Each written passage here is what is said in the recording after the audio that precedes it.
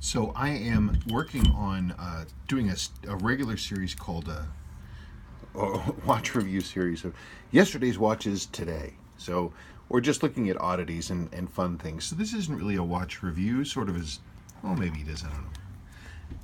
I'm a Seiko guy, not a Citizen guy. I'm a Seiko guy. For the most part, and part of the reason for that is that Seiko is relatively easy to get a hold of. I mean, there's a lot of them. There's easy to get your hands on them. It's easy to pick them up and add to your collection and upgrade your collection and find new stuff. Vintage Citizen isn't quite that same way. Vintage Citizen, they're hard to find. Parts are hard to find. Individual models are hard to find. And so I just don't think they come up very often. This is a Vintage Citizen. This is a 100-meter diver from 1968, October 68. And this, some people call this a compressor style. It's certainly compressor style, but it's not a compressor case. But it does have the dual crown. It has the upper crown for the indicator ring and the lower crown here for winding and everything else like this.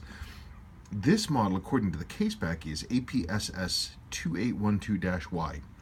Shortly after this was produced, Citizen changed their casing numbers, and so it is called, the later versions are called 4-520343-Y. They're lovely watches. This one came up, I found it on eBay, and it was a suggestion, hey, you might like this. And I looked at it, and I'm like, gosh, that's in really nice condition. And it fit pretty much all my rules for buying a watch. It was clearly original. It came from one of the countries that I advocate buying from. It came straight from Japan. It was clearly in original condition. It had this lovely loom. I liked the fact the loom in the sweep pan there had patinaed down.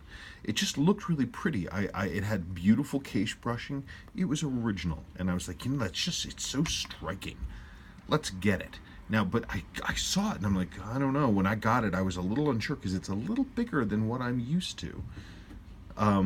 It is but it's really grown on me. I'm really impressed with it. I really am very impressed with it. It's a large watch. Let's see here what we've got. 43 millimeter case. Let's just check that again. Yeah, it's 44 millimeter case. But the great thing about it is it's actually quite slim, relatively speaking. It should be about 12 and a half because I have the case back semi-unscrewed. The nice thing about it, too, is that it's a wide case, but it's quite slim, and it conforms to the to your wrist. Also, because of the low stack height of the movement, it's relatively light. It's a light watch. Now, other things, so Citizen made this lovely watch. They didn't make a lot of them, but the movement was one of the things. I really do judge a watch by its movement. The movement was one of the things that really impressed me. This is a Citizen 5270. It's a 21 joule movement. Nice black face on this wind right here.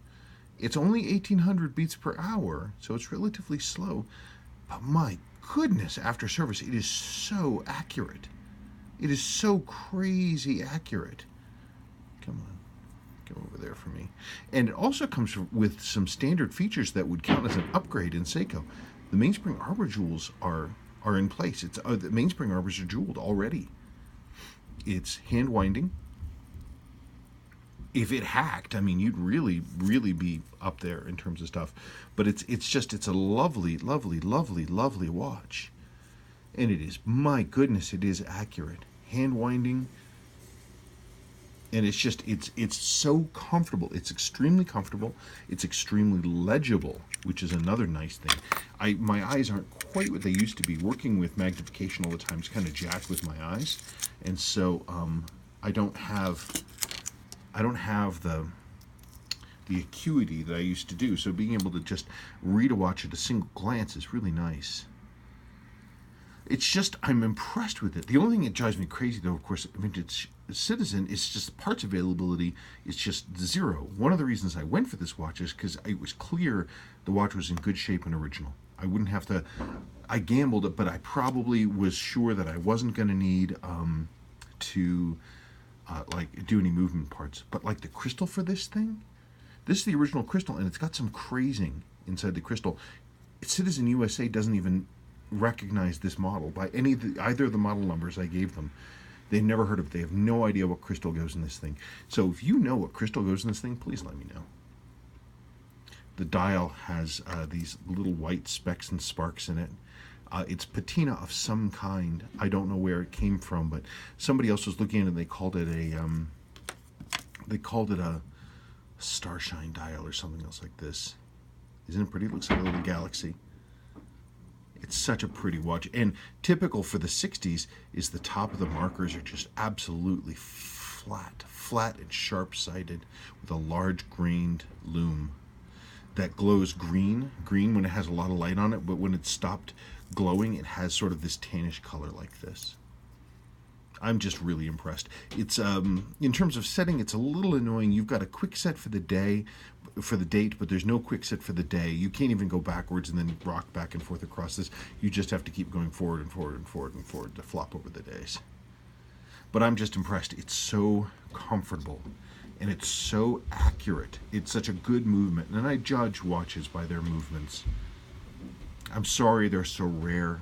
There were 4 versions apparently: black, blue, red, and silver, and they just don't come up very often. Very nice quality. By the way, this indicator ring, this is not plastic, it's metal. Really, really nice quality. There's basically no plastic in this thing at all, except for the crystal.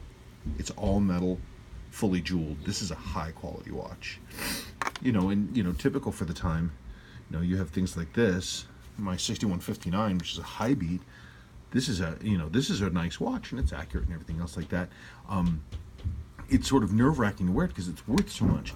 This is not a high beat at all. It's the opposite of a high beat, and it's nearly as accurate. And I can wear it without fear. It's a lovely watch. I mean, they're a challenge. If you run across one, they're a challenge to get parts for. So if you pick one up, make sure that it's correct. Like even the crowns are impossible. Oh, that's another cool thing. These crowns, Citizen, God, I love them. With like a 6105 to rebuild the crown and put in new seals. It's this massive project with special tools, and I can do it, but it's a pain in the butt. These, the inside guard, the inside plate of the crystal of the crown, it just pops out. You can just get a little screwdriver in there, boop, out it comes. I happen to have O-ring seals that fit perfectly, so I resealed both of these crowns. It was just so pleasant, and it keeps such a nice time. Anyway, I just thought that'd be fun. Forgotten watch model of yesteryear, Citizen 7-star, Parawater 100. If you ever get a chance, man. I've read things online that say that the red model is one of the most beautiful dials ever produced. I've never seen one, but whoever said that online, I'm repeating what they say. So if you ever see one, go for it. Okay, thank you much.